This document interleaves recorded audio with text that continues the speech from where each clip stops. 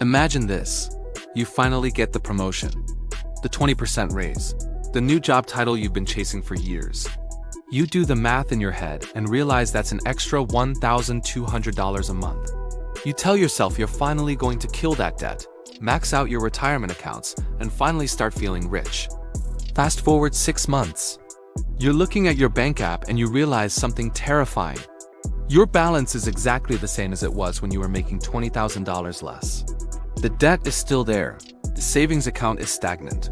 But now you have a higher car payment, 3 new streaming subscriptions, and a taste for expensive cocktails. Welcome to the lifestyle creep trap. It is the silent killer of wealth. It's the reason why professional athletes go bankrupt and why your well-off neighbor is actually one missed paycheck away from losing everything. Today, we're going to rewire your brain to stop this leak.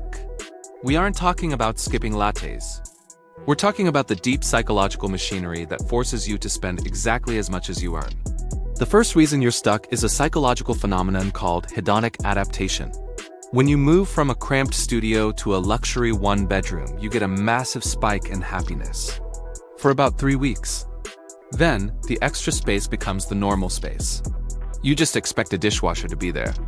The problem is that while your happiness returns to its baseline, your expenses stay at the new, higher level. Once you fly first class, sitting in coach doesn't just feel like the old way, it feels like a physical punishment. To beat the treadmill, you must practice strategic deprivation. Intentionally keep 1 or 2 areas of your life low-end. The second insight is about who you're looking at. This is called relative deprivation. When you were a student, you were happy with a $10 pizza because everyone else was eating $10 pizza. But as you move up, your tribe changes.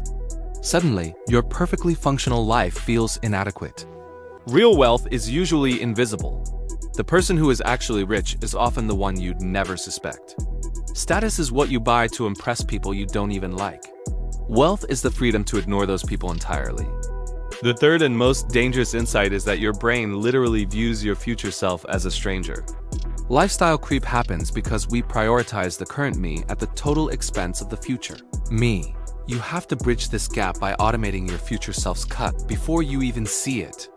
So, how do we actually fix this? You don't have to live like a monk.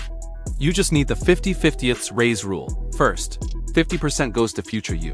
This goes straight into investments, debt payoff, or your emergency fund. Then, 50% goes to current you. This is your guilt-free lifestyle upgrade. Buy the better groceries. Get the nicer gym membership. You're still moving forward, but you're building a financial fortress at the same time. Stop building a life that looks good on the outside but feels hollow on the inside. If this helped you, hit the subscribe button. We're here to help you rewire your brain for wealth, one habit at a time. This is Rewire Rich. See you in the next one.